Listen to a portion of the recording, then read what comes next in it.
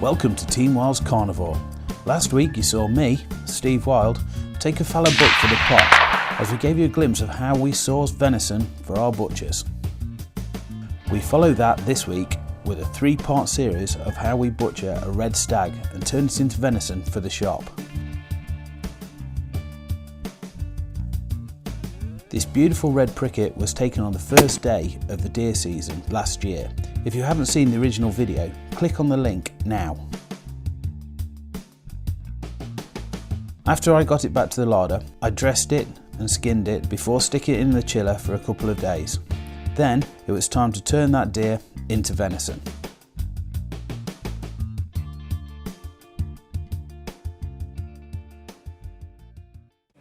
Okay, here we go. This is the fella that we shot the other night in his entirety.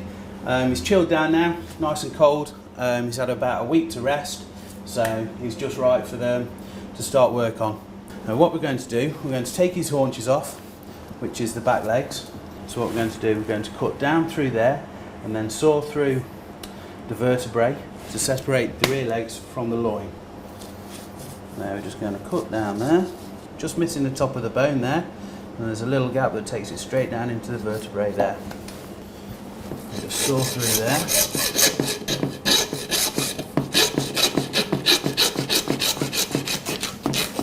Like that. And we're just going to take the back legs off. Like so. We'll put these to one side and we'll come back to these in a minute. So that's them separated, and now as you can see you're getting into more manageable and workable bits. So the next step is to take the shoulder off. The shoulders, you can see where we shot him, that's the entry wound there. So if you look at the shoulder, the way it comes around is scapula, which is his shoulder blade. You can see it come round here and it finishes about there. You can actually see it as I'm pushing the flesh onto it, and it comes round just like that, and it finishes just about there. So what we're going to do, we're going to make an incision with a knife there and follow the ribs back to the brisket and take the shoulder off from the loin. I'm going to go in there like that, follow his rib round to his brisket, bring it back to his shoulder blade and follow it off there. Back through the shoulder blade.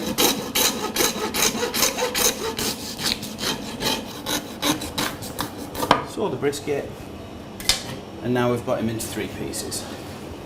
We've got the loin, the shoulder and the haunches. Okay, so now we've got it into 3 bits. The first bit we're going to deal with is the shoulder, and the first thing we're going to do on the shoulder is take the neck off. It's quite simple. One little cut at the top of the shoulders, the saw again,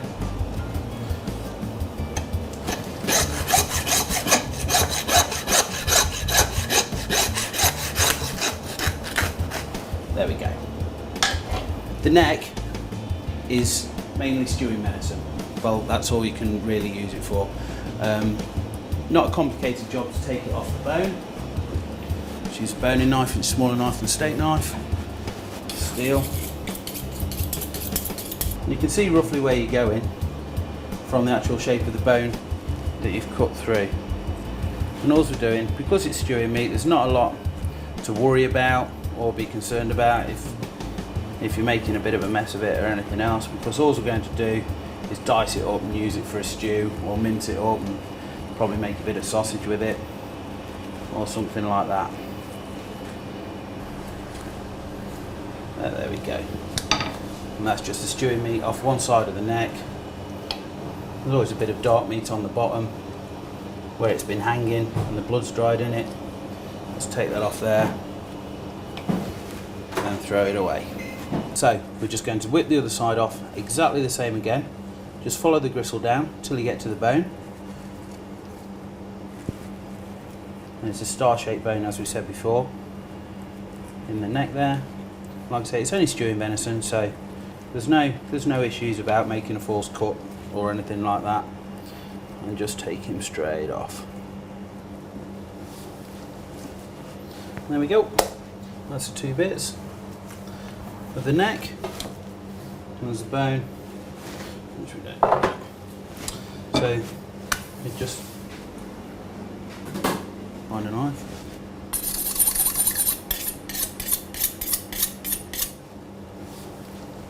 It's just the neck. This is the neck fillets, if you like, that we just use for stew.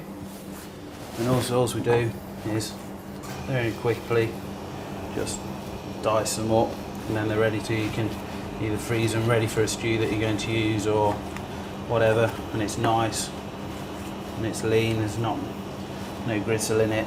You can see that's just nice stewing venison. So now we're going to take the shoulder meat off the cage bone. The cage bone is referred to in trade as the ribs that run around the side of the shoulder. This is where we want to start, with it facing us like this. And all we're going to do is put the knife in and start to cut down where we can see the gristle and the bone joins on the top until we come to the rib bit. And the ribs will be there on that side. And do the same on the other side. So all you're going to be left with is that piece of bone there. And then we're going to turn it round. So now it's facing away from us, if you like. And we're going to work the meat from the bone, from the cage bone this side. You can see the broken rib there. That is from the shot. So we've got to work around that and just follow it off the cage bone, like so. The way to the shoulder keeps pulling it away and down to the working surface, so it makes it nice and easy for you to go. Just keep following it down, keeping as close to the bone as you can. So there we are, that's one side of the shoulder taken off. You can see the shoulder there in its entirety and turned out, and that's the cage bone as it came from. And we're going to do exactly the same with the other side now. It's a bit trickier on the other side because you've taken half the weight off, so it is going to want to fall on top of you.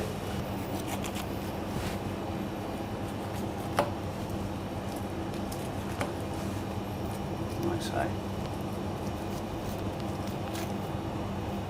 Following it down. Holding it up with my thumb. Not really pushing it away with my other hand, just holding the bone up so I can work on it.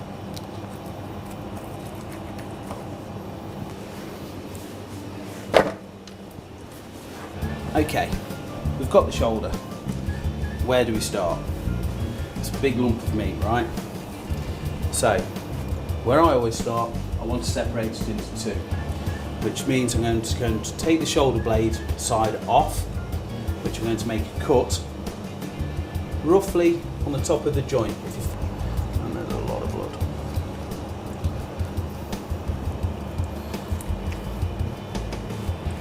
Just take some of this blood out.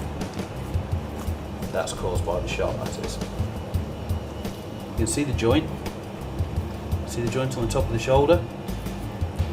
As we go in there, we put the knife in, work it round, and slide it back. Like so. You've got a nice square there, which this makes a nice roasting joint, or braising steak, or whatever you want out of the venison. But that's nice and square, and also that's nice and square on that side. Okay, so we've got the straight side of the shoulder there.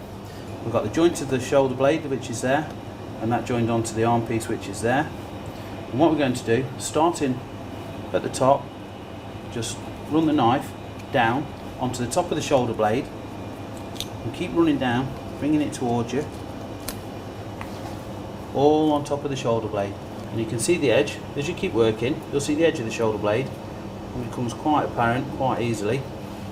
And there you can see the shoulder blade starting to take place. Just ease down the front side of it.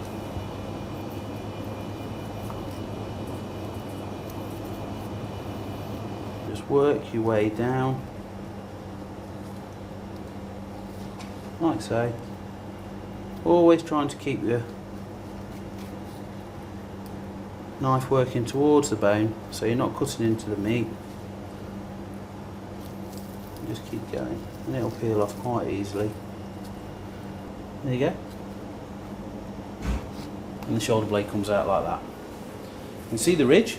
This is why we work down this side like so and up that side, because of that ridge. And then we work the other side and then the ridge is easy to come out.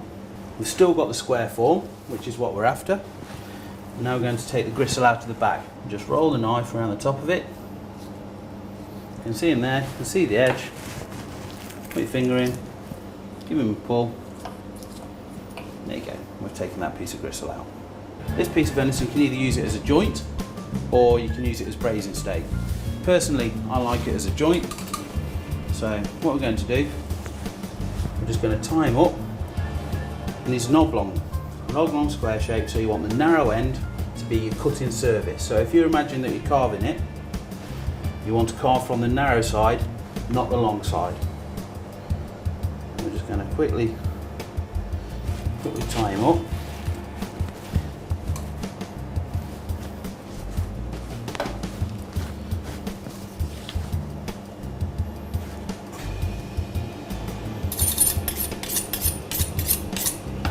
And just tidy him up. Take the front end off. Take the back end off. Just tidying it up. There's nothing wrong with what you've taken off. As you can see, it's beautiful, lean meat. And there you go. You've got a lovely roasting joint there. Now you come to the other side. The other side, as you can see, yet again, because of the shot, there is quite a bit of blood that is solidified in between the muscles of the joint. You can make the shoulder good. Whereas I've seen people say, oh, I've shot a deer, and they've brought it into me after they've got it into bits or got the chainsaw around it or what have you. And I don't think it's any good, And basically that's what's happened. But just a little bit of time and you can use all that for stewing. Okay, so there we go. This is the other side. This is what we call the shin, because it is the shin bone, and the arm, because it's the top of the arm bone. Just find the bone, because like I say, we're going to dice it up. We're not really going to use it for anything else. We'll run straight down the shin to the end. Turn him round. Straight down the arm bone. Turn him round again. Always keep turning it. Don't try and struggle with it that you're working at the wrong angle, because it will move.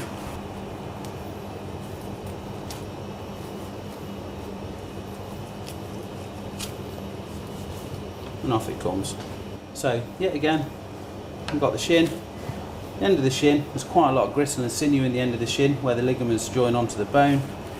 Personally, I'll take them off and discard them, and then that's more good meat for dicing. The gristle on the back, we'll take that off. And as you can see, in this diamond shape. So all we've done is taken that off there, turn it over,